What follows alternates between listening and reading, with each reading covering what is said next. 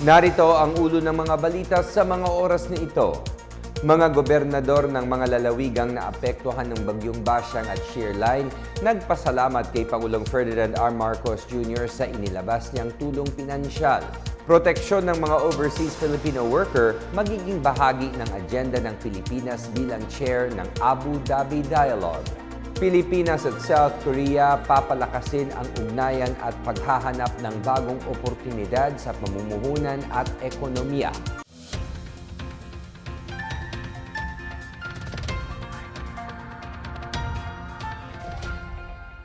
Ako si William Theo para sa PNA Headlines. Nagpasalamat ang ilang gobernador kay Pangulong Ferdinand R. Marcos Jr. kasunod ng napapanahong paglalabas ng tulong pinansyal mula sa gobyerno para sa mga nasalanta ng bagyong Basyang at Shearline.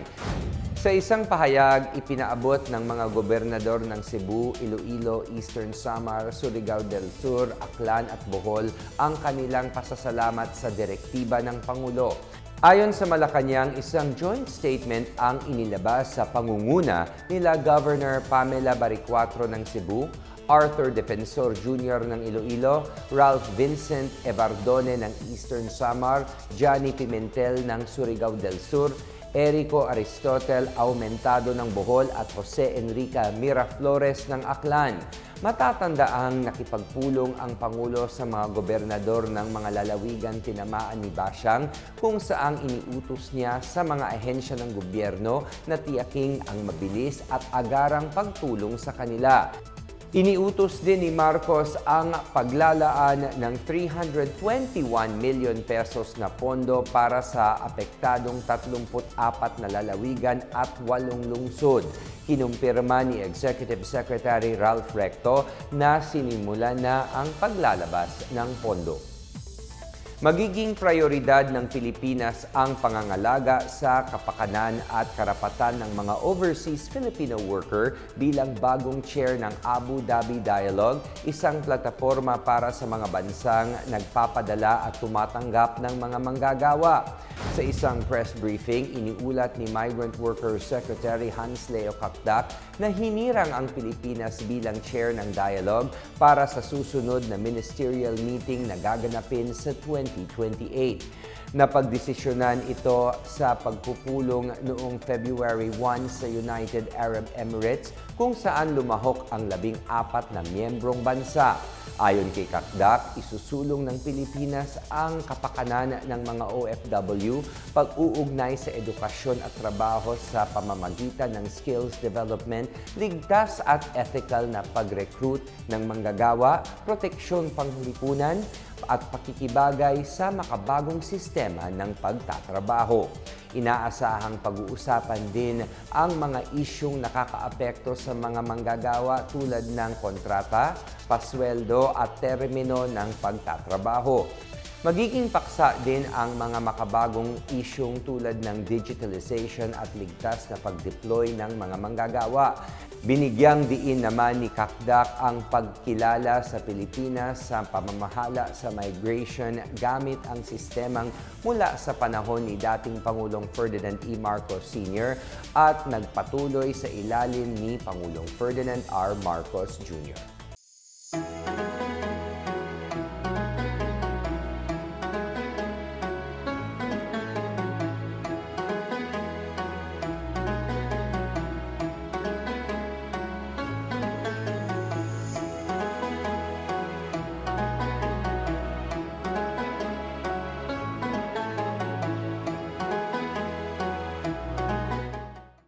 Pinagtibay ng Pilipinas at South Korea ang pagpapalakas ng kanilang ugnayan at paghahanap ng bagong oportunidad sa usapin ng pamumuhunan at ekonomiya.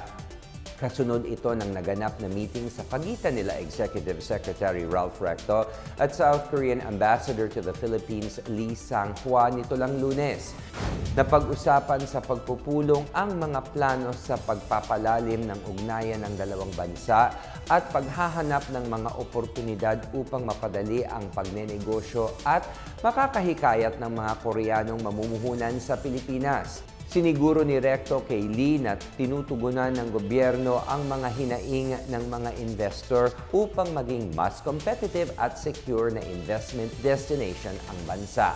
Tiniyak naman ni Lee ang buong suporta ng South Korea sa pangangasiwa ng Pilipinas sa Association of Southeast Asian Nations meetings ngayong taon. Ipagdiriwang ng Pilipinas at South Korea ang ika-77 anibersaryo ng pagkakatatag ng kanilang diplomatikong relasyon sa Marso.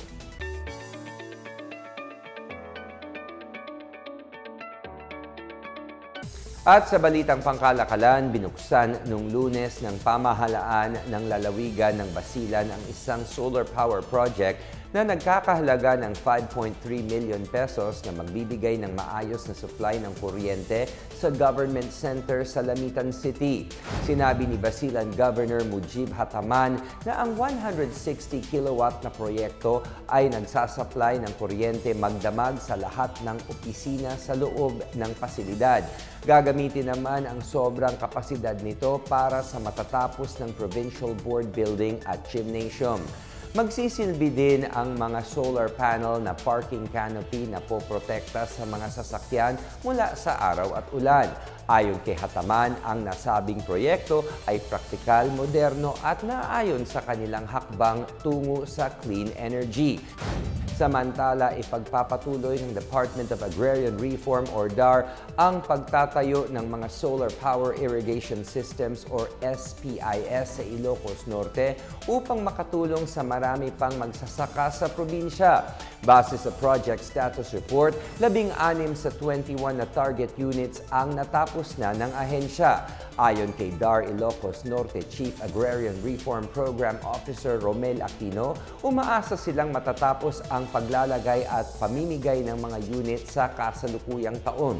Bahagi ang SPIS ng Climate Resilient Farm Productivity Support Project na may kabuuang pondo na 50 million pesos. Inaasahang mababawasan nito ng 60% ang production cost ng mga magsasaka dahil hindi na nila kakailanganin pang bumili ng gasolina para sa kanilang generator sets. At yan ang pinakabago at pinakamainit na balita sa mga oras na ito, hatid sa inyo ng PNA Headlines. Para sa iba pang mga balita at impormasyon, bisitahin lamang ang aming website pna.gov.ph o ang aming Facebook at X account na Philippine News Agency. Mapapanood din ang PNA Headlines sa pamamagitan ng link sa website ng News and Information Bureau, sa ilalim ng PNA News at sa YouTube account ng Philippine News Agency. Ako po si William Theo at ito ang PNA Headlines, naghahatid ng mga balitang nagbubuklod sa bagong Pilipinas.